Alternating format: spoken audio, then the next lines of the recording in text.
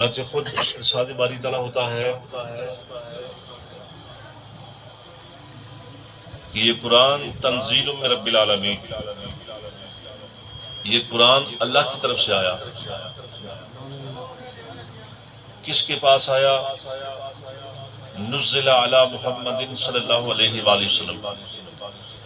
ہم نے اس مقدس کلام کو اپنے پیارے حبیب نبی مکرم و محتشم احمد مجتبی جناب محمد مصطفیٰ صلی اللہ تعالی علیہ وآلہ وسلم پر نازل فرمایا ہے۔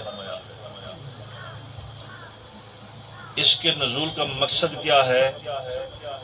ہدی للناس، تاکہ بنی نوع انسان اس مقدس کلام کو پڑھیں، سمجھیں، پھر عمل کریں اور ہدایت پائے جائیں، ہدایت یافتہ ہو جائیں۔ گویا یہ ہے ہدایت کا سرچشمہ، لیکن ہدایت کا سرچشمہ کس طرح ہے کہ جب ہم اسے پڑھیں گے،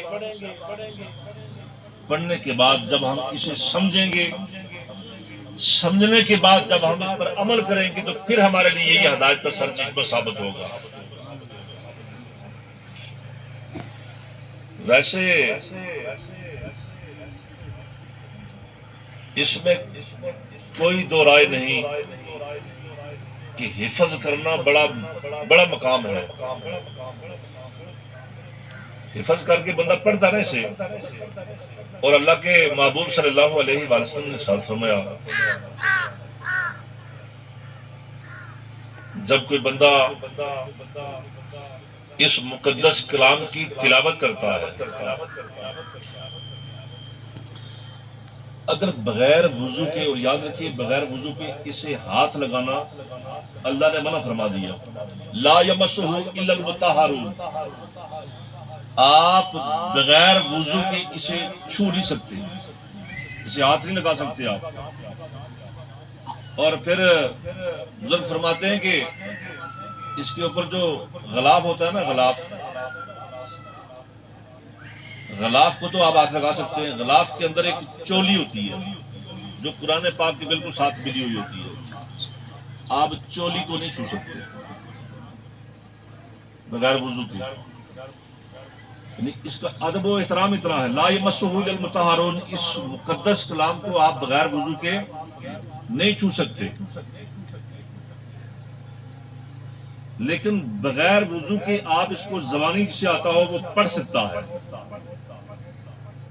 اور یاد رکھیے اس کا پڑھنا سنت ہے۔ چند یہ ضروری مسائل کی باتیں نا، تاکہ آپ کو اس سے آگاہی ہو۔ پڑھنا کیا ہے؟ سنت ہے، اور سننا فرض ہے۔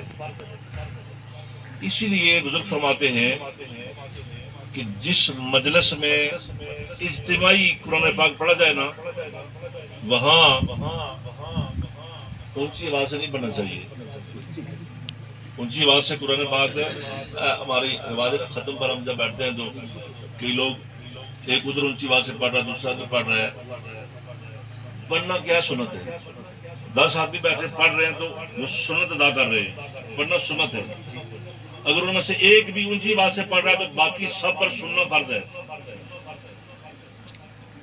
تو کسی بھی ایسی تقریب میں جہاں قرآن پاک کی تلاوت ہو رہی ہو اجتماعی طور پر، وہاں پر اونچی آواز سے ایک بندے کو نہیں پڑھنا چاہیے، کیونکہ باقی پر سننا فرض ہو جاتا ہے۔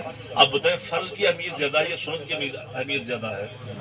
فرض کی اہمیت زیادہ ہے، تو اس کا مطلب یہ ہے کہ باقی سارے قرآن پاک بند کر کے سننے والے کی آواز کو اس کی سماعت کریں۔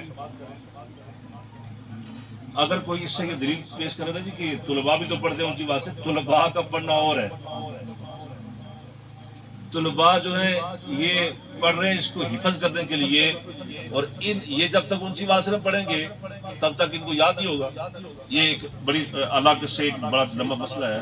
بہرحال یہ سننا فرض اور پڑھنا سنت۔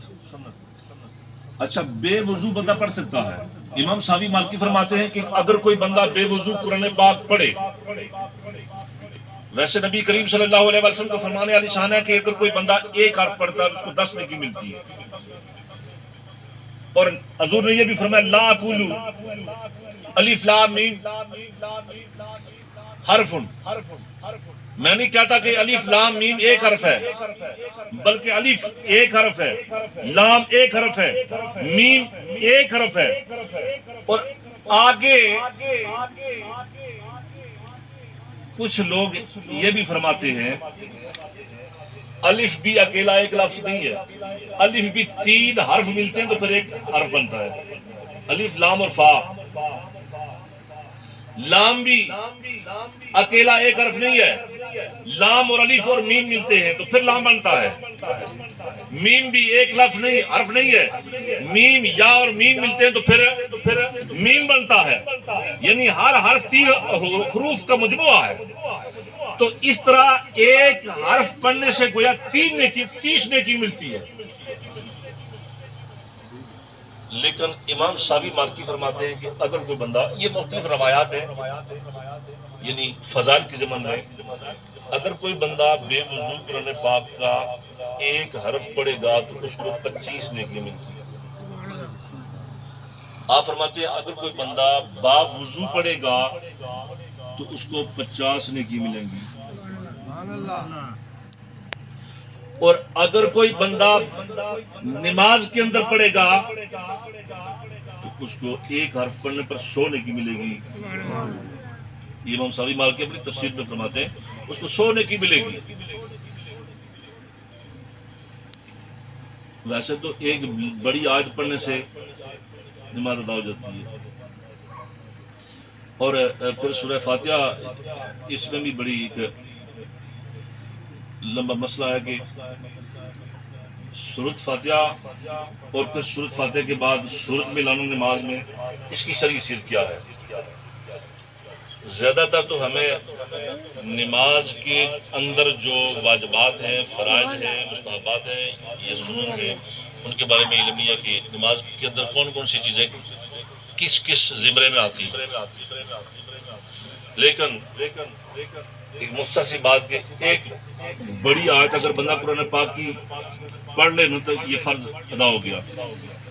اچھا یاد رکھیے، جس نے سورہ فاتحہ مکمل پڑھ لی تو اس کے ذمہ سے بھی فرض ادا ہو گیا، لیکن سورت میں لانا ساتھ کیا ہے؟ واجب ہے۔ سورت فاتحہ کے ساتھ کوئی اور سورت کا ملانا یہ واجب ہے۔ اب اگر کسی نے سورت فاتحہ، خالی سورت فاتحہ پڑھ لی تو نماز اس کی ہو جائے گی، لیکن سجدہ صاحب لازم آئے گا چونکہ اس نے فرض واجب چھوڑ دیا۔ ایک بڑی آیت کے برابر سورت فاتحہ کے بعد پڑھنا واجب ہے، تو یہ نیکیاں کتنی ملتی ہیں؟ یہ قرآن کا ایک اعجاز ہے، قرآن کا ایک مقام ہے کہ اس کو صرف زبانی پڑھنے سے بھی انسان کو اللہ تعالیٰ نیکیوں سے نوازتا ہے، اسے اس کا اجر و ثواب ملتا ہے۔